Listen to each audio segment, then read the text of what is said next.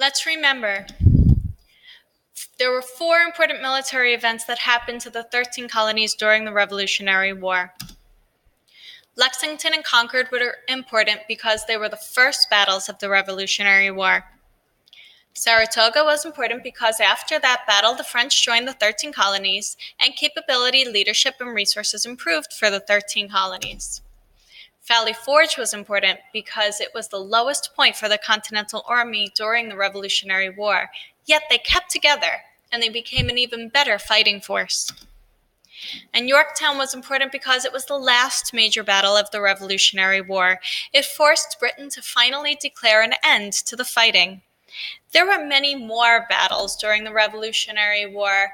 In this slide and the next, you will see a list of many of the battles, the winner, and their outcomes, or how they ended up. You can see who the major people were, if you're interested. But for now, I'm not going to go over them. If you would like to stop the video and read more about these, you can.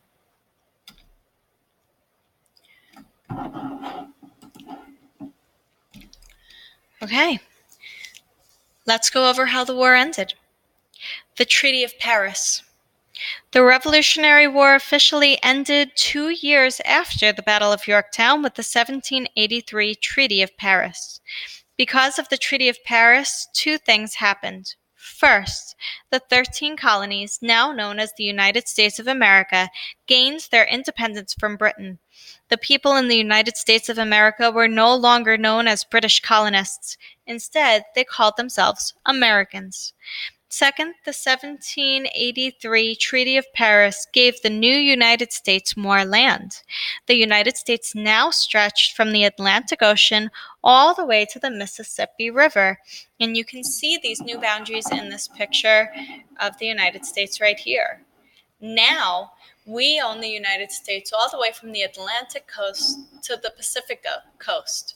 But this part of the land was still controlled by other countries.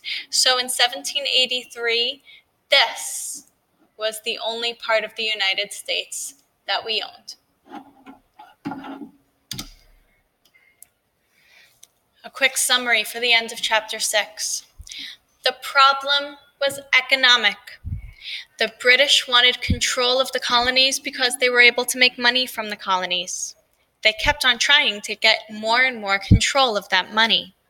That led to an economic problem for the colonists. They were losing money, and they did not like the laws that the British were trying to put on them because they were continuing to lose power and lose control of their own money. So the solution was dominate. They started a war, the Revolutionary War.